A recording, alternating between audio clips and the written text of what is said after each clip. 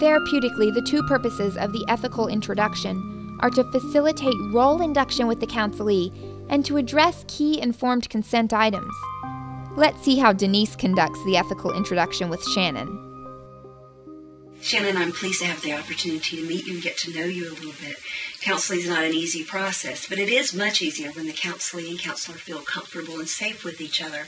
Before we get to the reason why you came today, there are a couple things I want us to talk about. I think they're very important to help us feel comfortable and safe in working together.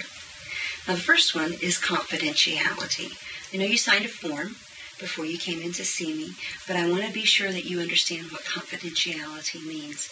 Tell me, in your opinion, what confidentiality is. I guess what I say to you doesn't go anywhere else. Exactly. What you share here stays here. It's important for me to know that you fully understand the nature of confidentiality and how it protects you. The law requires that I honor your privacy, but the law also requires me to break confidentiality when certain conditions exist. Now, what do you recall about that from the form you signed?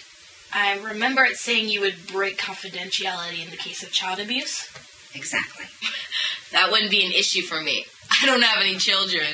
Okay, well, I guess we can rule out you beating your children. But it also extends to anybody else who might be harmed, a friend, a coworker, family member, even yourself. So I can't take my anger out on anyone. Rats. I think you and I are going to get along well. We both enjoy a good laugh. My friends think my humor is sick, but I think it keeps me sane. Well, we don't want to take away your sanity. But before we leave the topic of confidentiality, I wanted to mention that these sessions are videotaped. That is, as long as you're willing. Yes, I signed the form saying it was okay with me. Thank you. I appreciate your graciousness in doing that. As you read, I'm a graduate student pursuing a degree in counseling licensure.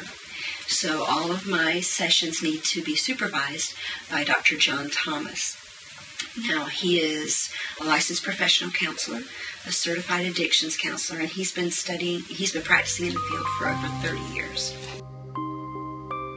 Let's stop a minute to note that Denise clarified exceptions to confidentiality, and in particular the fact that she is under supervision. Well, Shannon, you know my name and the fact that I'm a grad student, but what other things would you like to know about me that will help you feel more comfortable and safe in working with me? I don't know. I didn't expect you to ask that. Are you married? Do you have any kids? Mm-hmm. I've been married for over 26 years and have 2 adult children. Wow, that's a long time. Longer than I've been alive. Oh, thanks a lot. What else do you need to know? Are you a Christian?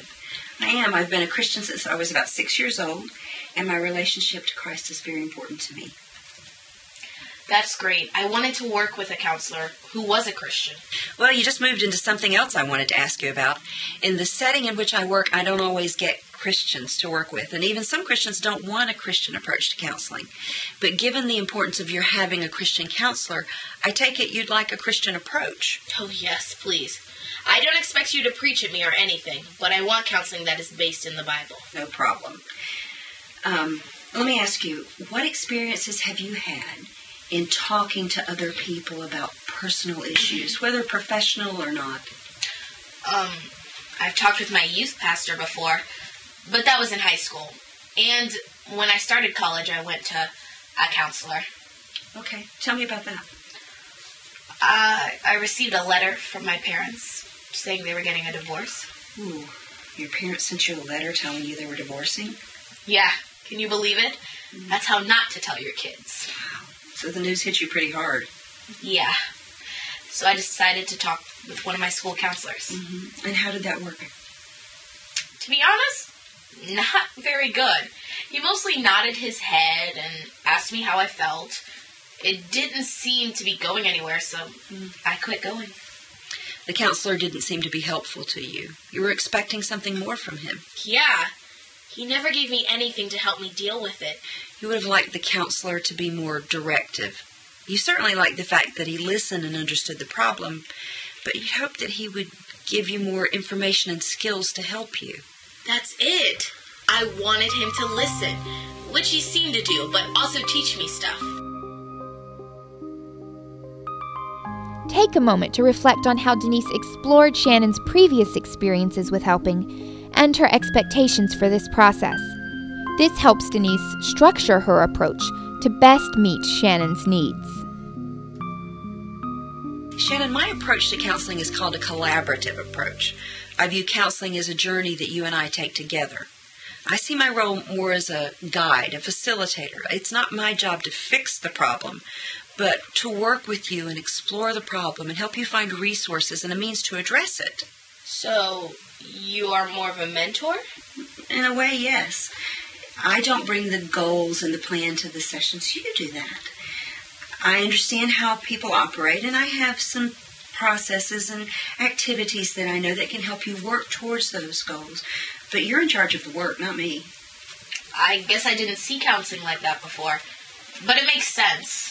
You're basically saying I'm responsible for how things turn out. Yes, ultimately you are responsible for the counseling work. I'm responsible for giving you the best counseling possible and to treating you with respect, ethically. Okay, I get it. Well, before we explore the reason for your visit, there are two more things I want us to discuss. First of all, what ideas do you have about what happens in the counseling session? I don't really remember about what happened before. No problem.